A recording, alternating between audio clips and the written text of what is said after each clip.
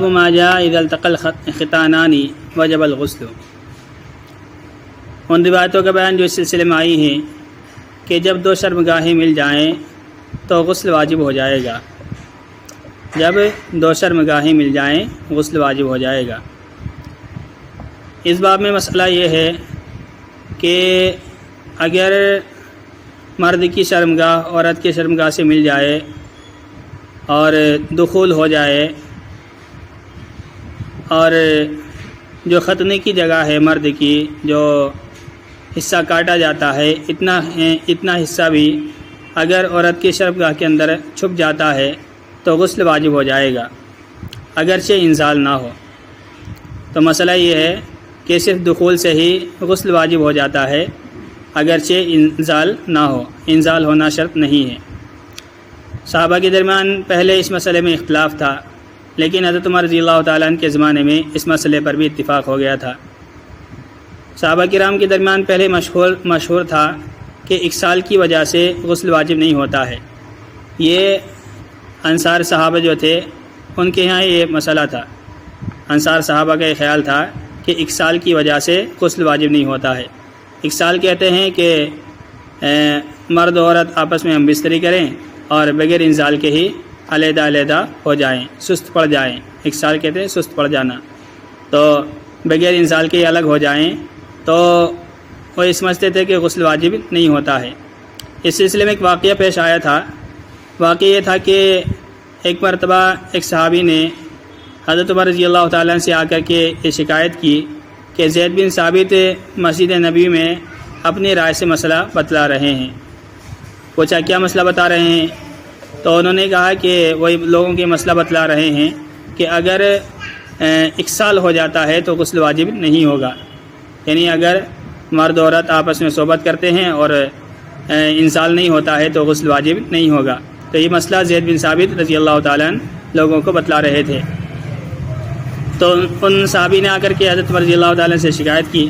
حضرت عمر رضی اللہ تعالیٰ نے حضرت زید بن ثابت کو بلایا اور ان سے پوچھا کہ تم نے یہ لوگوں کو مسئلہ بتایا ہے؟ انہوں نے کہا ہاں کہ میں نے یہ مسئلہ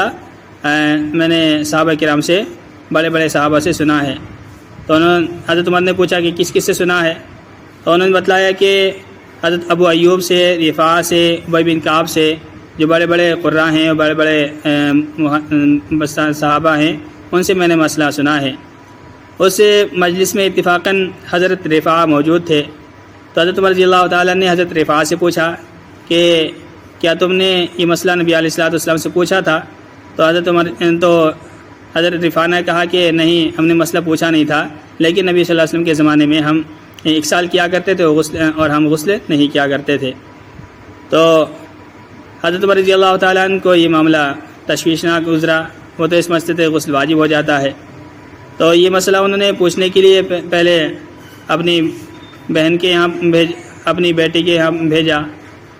اور جب ان کے یہاں سے خبر ملی کہ ان کے ساتھ یہ معاملہ پیش نہیں آیا ہے، تو پھر حضرت عمر رضی اللہ تعالیٰ نے خبر حضرت عائشہ رضی اللہ تعالیٰ عنہ کے پاس بھیجی اور اس سلسلے میں مسئلہ دریافت کیا۔ تو انہوں نے یہ حدیث بیان کی جو یہاں پر آئی ہے۔ انہوں نے کہا کہ جب ختنے آپس میں مل جائیں تو غسل واجب ہو جاتا ہے۔ میں اور رسول اللہ صلی اللہ علیہ وسلم ایسا کرتے تھے تو ہم غسل کیا کرتے تھے۔ تو اس وقت حضرت عمر رضی اللہ تعالیٰ نے فیصلہ فرما دیا کہ جو اب تک عمل ہو رہا تھا وہ نبی علیہ الصلوۃ والسلام کے علم میں آئے بغیر ہو رہا تھا، تو اب جب ہمارے سامنے نبی علیہ الصلوۃ والسلام کا عمل آ گیا ہے تو اگر کوئی اس کی مخالفت کرتا ہے اور یا کوئی اس کی مخالف فتویٰ دیتا ہے تو میں اس کو سخت سزا دوں گا۔ تو چونکہ آگے روایت آ رہی ہے کہ الماء من الماء، کہ پانی کی وجہ سے ہوتا ہے، یعنی غسل جو فرض ہوتا ہے وہ منی کی وجہ سے ہوتا ہے، تو اس روایت کی وجہ سے صحابہ کرام یہ سمجھتے تھے کہ جب تک انزال نہ ہو جائے تو تب تک غسل واجب نہیں ہوتا ہے۔ لیکن حضرت عائشہ رضی اللہ تعالیٰ عنہ کی روایت جب سامنے آ گئی تو اس روایت کو یا تو منسوخ مانا جائے گا جو آپ نے فرمائی انما الماء من الماء، یا اس کا تعلق احتلام سے ہے اور خواب سے ہے، کہ اگر کوئی خواب دیکھتا ہے کہ اسے احتلام ہوا ہے تو تب تک اس کے اوپر غسل واجب نہیں ہے جب تک کہ وہ تری کو اور پانی کو نہ دیکھ لے۔ تو الماء من الماء اس کا تعلق احتلام سے ہے اور خواب سے ہے، اور یہ رہا مسئلہ ختنہ کے مل جانے کا، اگر شرمگاہ ایک دوسرے شرمگاہ سے مل جاتی ہے تو صرف مل جانے کی وجہ سے غسل واجب ہو جاتا ہے اگرچہ انزال نہ ہو۔ امام ترمذی فرماتے ہیں ہم سے بیان کیا ابو موسیٰ محمد بن مسنہ نے، اور فرماتے ہیں ہم سے بیان کیا ولید بن مسلم نے اوزاعی کے حوالے سے، انہوں نے عبد الرحمن بن قاسم کے حوالے سے، انہوں نے اپنے باپ کے حوالے سے، انہوں نے حضرت عائشہ کے حوالے سے، اور فرماتی ہیں کہ جب ختنہ سے مل جائے، جب ختنہ سے مل جائے، ختنہ سے مراد یہ ہے کہ ختنہ کے وقت مرد کی عضو کا جو حصہ کاٹا جاتا ہے وہ حصہ اگر عورت کی شرمگاہ میں داخل ہو جائے تو وجب الغسل واجب ہو جائے گا۔ فعلتہ انا و رسول اللہ صلی اللہ علیہ وسلم فاغتسلنا، میں نے اور رسول اللہ صلی اللہ علیہ وسلم نے ایسا کیا ہے تو ہم نے غسل کیا۔ تو حضرت عائشہ رضی اللہ تعالیٰ عنہ سے چونکہ مسئلہ معلوم کیا گیا تھا، اس لیے اگرچہ یہ مسئلہ شرم کا تھا، لیکن پھر بھی حضرت عائشہ نے لوگوں کو مسئلہ بتلانے کے لیے اور عمل کی وجہ سے یہ بات بتلائی تھی۔ اس باب میں حضرت ابو ہریرہ، عبداللہ بن عمرو اور رافع بن خدیج سے بھی روایت ہے۔ امام ترمذی فرماتے ہیں سفیان کے حناد نے، اور فرماتے ہیں سفیان کے واقعی نے سفیان کے حوالے سے، انہوں نے علی بن زید کے حوالے سے، انہوں نے سعید بن مسیب کے حوالے سے، حضرت عائشہ کے حوالے سے فرماتی ہے کہ رسول اللہ صلی اللہ علیہ وسلم نے فرمایا کہ جب ختنہ سے آگے بڑھ جائے تو غسل واجب ہو جائے گا، یعنی جب مرد کی عورت کی ختنہ سے کی جگہ سے آگے بڑھ جائے تو غسل واجب ہو جائے گا، اگرچہ انزال نہ ہو۔ امام ترمذی فرماتے ہیں کہ حضرت عائشہ کی حدیث حسن صحیح ہے،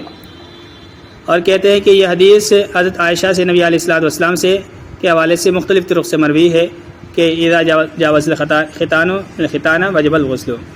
اور یہی اکثر علماء کا قول ہے نبی علیہ الصلوۃ والسلام کے صحابہ میں سے، ان میں ابو بکر، عمر، عثمان، علی، عائشہ اور فقہاء تابعین ہیں، یعنی جو مہاجرین تھے ان کا تو پہلے سے یہ کہنا تھا، البتہ بعد میں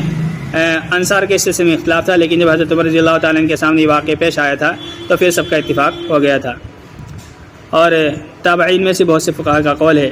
اور ان کی بعد والوں میں سے جیسے سفیان ثوری، امام شافعی، امام احمد، امام اسحاق، وہ کہتے ہیں کہ جب ختنہ آپس میں مل جائے تو غسل واجب ہو جاتا ہے۔ باب ما جائے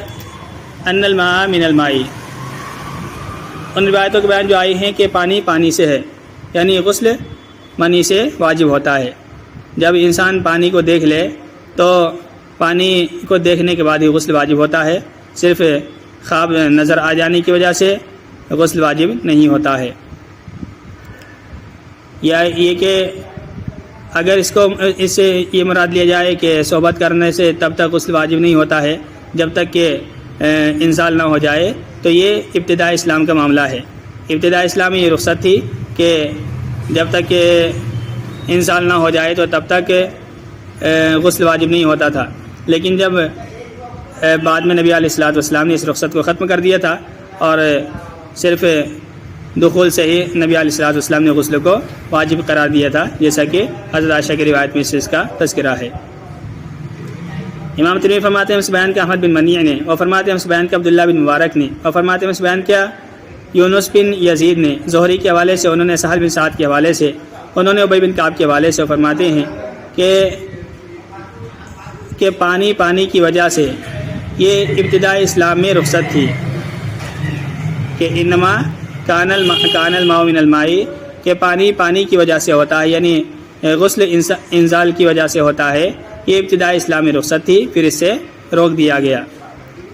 پہلے پانی کے سے مراد غسل ہے اور دوسرے پانی سے مراد انزال ہے، تو غسل انزال کی وجہ سے ہوتا ہے، یہ ابتداء اسلام میں رخصت تھی، پھر اسے منع کر دیا گیا، یعنی صرف دخول کو قائم مقام قرار دے دیا گیا۔ یہ ایسا ہی ہے جیسا کہ سونے کی وجہ سے وضو نہیں ٹوٹتا نہیں ہے، بلکہ ریح کے خروج کی وجہ سے وضو ٹوٹتا ہے۔ تو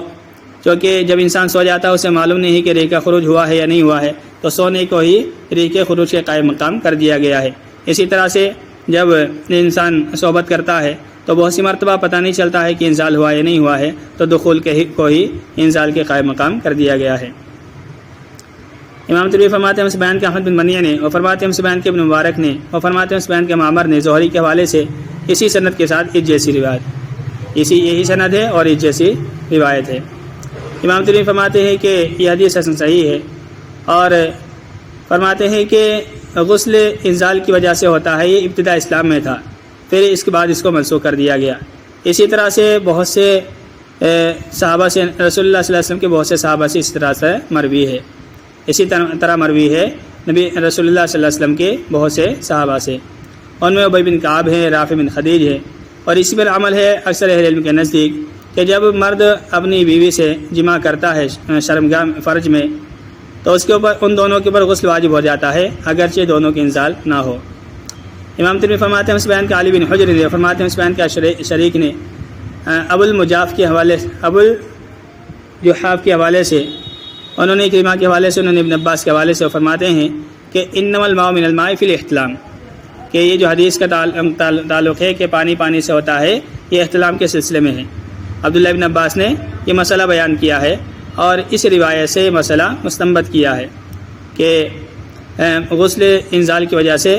واجب ہوتا ہے احتلام کے سلسلے میں، یعنی اگر کسی نے خواب دیکھا اس کو لگا کہ احتلام ہو گیا ہے تو صرف خواب دیکھنے کی وجہ سے غسل واجب نہیں ہو جائے گا جب تک کہ پانی کو نہ دیکھ لے۔ امام ترمذی فرماتے ہیں کہ میں نے جارود کو کہتے ہوئے سنا، وہ کہتے ہیں کہ میں نے وکیع کو کہتے ہوئے سنا کہ نہیں پایا ہم نے اس حدیث کو شریک کے علاوہ کسی کے پاس، اور اس باب میں عثمان بن عفان، علی بن ابی طالب، زبیر، طلحہ، ابو ایوب، ابو سعید رضی اللہ تعالیٰ عنہ سے روایت ہے نبی علیہ الصلوۃ والسلام کے حوالے سے، اور نبی علیہ الصلوۃ والسلام نے فرمایا کہ غسل انزال کی وجہ سے ہوتا ہے۔ ابو الجحاف کا نام داؤد بن ابی اوف ہے اور انہوں نے سفیان ثوری سے بھی روایت کیا ہے، انہوں نے کہا سفیان ثوری نے کہا حدثنا ابو الجحاف وکان مرضیاً، اور وہ پسندیدہ تھے، یعنی ابو الجحاف یہ ثقہ آدمی ہے اور قابل اعتماد راوی ہے۔ بابن فیمن یستیقظ ویرا بللا ولا یذکر احتلاما، یہ باب اس شخص کے بارے میں جو بیدار ہوتا ہے اور طری دیکھتا ہے اور اسے احتلام یاد نہیں ہوتا ہے۔ تو مسئلہ بالکل واضح ہے کہ اصل جو غسل واجب ہوتا ہے وہ پانی کی وجہ سے واجب ہوتا ہے، یعنی اگر کوئی شخص خواب میں یہ دیکھتا ہے کہ اسے احتلام ہوا ہے اور حقیقت میں احتلام نہیں ہوا اور صبح میں وہ طری کا احساس نہیں کرتا ہے تو غسل واجب نہیں ہے، اور اگر صبح میں اٹھ کر دیکھتا ہے کہ کپڑوں پر تری لگی ہوئی ہے اور حالانکہ اسے خواب یاد نہیں ہے تو بہرحال اس کے اوپر غسل واجب ہو جائے گا۔ تو اصل چیز جو ہے غسل کا وجوب وہ پانی کی وجہ سے اور احتلام کی وجہ سے ہے، نہ کہ خواب کی وجہ سے۔ مرد عورت دونوں کے لیے ہی حکم ہے، عورتوں کو بھی اسی طرح سے احتلام ہوتا ہے جیسا کہ یہاں حضرت ام سلمہ کی روایت سے معلوم ہوتا ہے۔ امام ترمذی فرماتے ہیں ہم سے بیان کا احمد بن منیع نے، اور فرماتے ہیں ہم سے بیان کا حماد بن خالد خیاط نے عبداللہ بن عمر کے حوالے سے، انہوں نے عبید اللہ بن عمر کے حوالے سے، انہوں نے قاسم بن محمد کے حوالے سے، انہوں نے حضرت عائشہ کے حوالے سے فرماتی ہیں کہ نبی صلی اللہ علیہ وسلم سے اس آدمی کے بارے میں پوچھا گیا جو طری کو محسوس کرتا ہے، یجد البللا، جو طری پاتا ہے اور اسے احتلام یاد نہیں ہے، فرمایا کہ غسل کرے گا۔ اور اس آدمی کے بارے میں پوچھا گیا کہ جس کا یہ خیال ہے، یرا، جو یہ خیال کرتا ہے کہ اسے احتلام ہوا ہے اور حالانکہ وہ طری کو نہیں محسوس کرتا ہے، تو آپ نے فرمایا کہ اس کے اوپر غسل نہیں ہے۔ ام سلمہ کہتی ہیں، ام سلمہ نے کہا ہے اللہ کے رسول، کیا عورت پر بھی جو دیکھے غسل ہے؟ حل علی المراتی ترا ذالک غسل، کیا ایسی عورت پر جو اس کو دیکھتی ہے غسل واجب ہوگا؟ تو آپ نے فرمایا ہاں، عورتیں مردوں کی نظیر ہیں، عورتیں مردوں ہی کی طرح ہیں، تو جس طرح مردوں کے اوپر غسل واجب ہوتا ہے عورتوں کے اوپر بھی واجب ہو جاتا ہے۔ امام ترمذی فرماتے ہیں کہ یہ حدیث عبداللہ بن عمر نے عبید اللہ بن عمر کے حوالے سے روایت کی ہے، حضرت عائشہ کی حدیث آدمی کے بارے میں جو طری کو محسوس کرتا ہے اور احتلام یاد نہیں رکھتا ہے۔ اور عبداللہ کو ضعیف قرار دیا یحییٰ بن سعید نے ان کی حفظ کی جانب سے حدیث کے سلسلے میں، اور یہی بہت سے اہل علم کا قول ہے نبی صلی اللہ علیہ وسلم کے صحابہ و تابعین میں سے، کہ جب کوئی آدمی بیدار ہوتا ہے اور پھر وہ طری دیکھتا ہے، فرآ بلتن، تو طری دیکھتا ہے کہ غسل کرے گا۔ یہی سفیان ثوری امام احمد کا قول ہے۔ اور بعض اہل علم نے کہا ہے تابعین میں سے کہ اس کے پر غسل واجب ہوگا جب وہ طری دیکھے، نطفے والی طری، اگر وہ نطفے والی طری دیکھتا ہے یعنی منی دیکھتا ہے تو غسل واجب ہوگا۔ صرف طری دیکھ لینا یہ غسل کے وجوب کے لیے کافی نہیں ہے۔ اس کی وضاحت اگلے باب کے اندر آ رہی ہے کہ اگر کوئی شخص بیدار ہوتا ہے اور اسے یقین ہے کہ جو اس کے کپڑے پر لگی ہوئی ہے یہ منی نہیں ہے بلکہ مزی ہے یا ودی ہے، تو غسل واجب ہوگا نہیں ہوگا اس کا مسئلہ آگے آ رہا ہے۔ تو بہرحال اگر کسی کو یقین ہے کہ وہ مزی ہے یا ودی ہے تو غسل واجب نہیں ہے، اور اگر یقین نہیں ہے، شک ہے کہ مزی ہو سکتی ہے، ہو سکتا ہے کہ منی ہو، تو پھر غسل واجب ہو جائے گا۔ تو بعض اہل علم نے کہا ہے تابعین میں سے کہ اس کے اوپر غسل واجب ہے جب کہ تری نطفے والی تری ہو۔ امام شافعی امام اسحاق کا قول ہے، اور جب دیکھے احتلام اور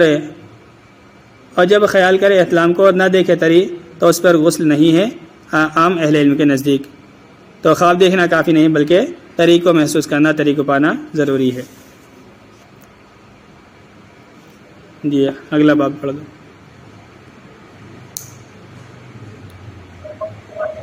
باب ما جاء في المني والمذي قال حدثنا محمد بن محمد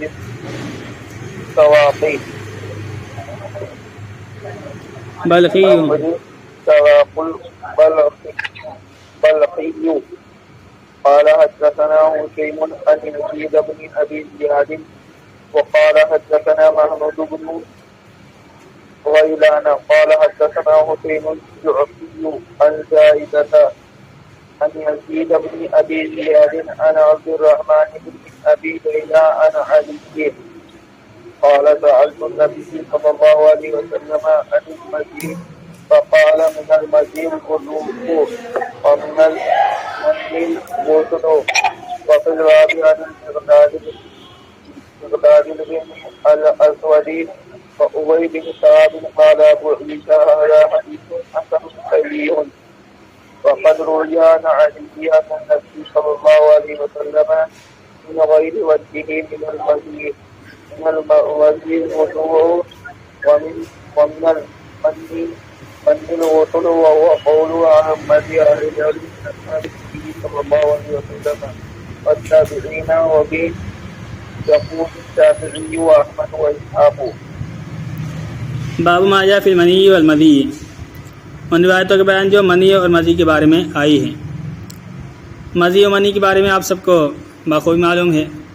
کہ دونوں میں فرق یہ ہے کہ منی نکلنے کے بعد اکسال ہو جاتا ہے اور آدمی سست پڑ جاتا ہے، جبکہ مذی کے بعد انتشار بڑھ جاتا ہے۔ تو جو کھیل کود کے وقت یا ملاعبت کے وقت جو پانی نکلتا ہے اس کا مزی کہا جاتا ہے، اور صحبت کرنے کے بعد جو پانی نکلتا ہے اس کو منی کہا جاتا ہے۔ بہرحال منی کی وجہ سے غسل واجب ہے اور مزی کی وجہ سے وضو واجب ہو جاتا ہے۔ امام ترمذی فرماتے ہیں ہم سے بیان کیا محمد بن عمرو سواق بلخی نے، اور فرماتے ہیں ہم سے بیان کیا حشیم نے یزید بن ابی زیاد کے حوالے سے۔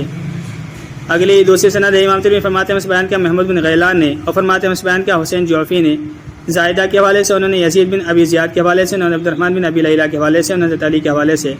اور فرماتے ہیں کہ میں نے نبی صلی اللہ علیہ وسلم سے پوچھا مزی کے بارے میں،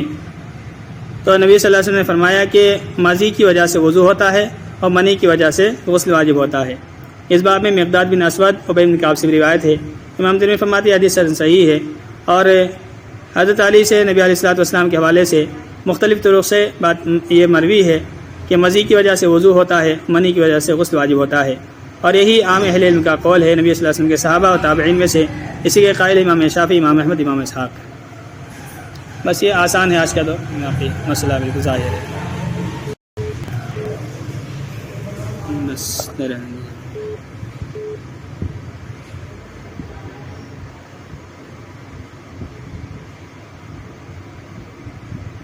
ٹھیک۔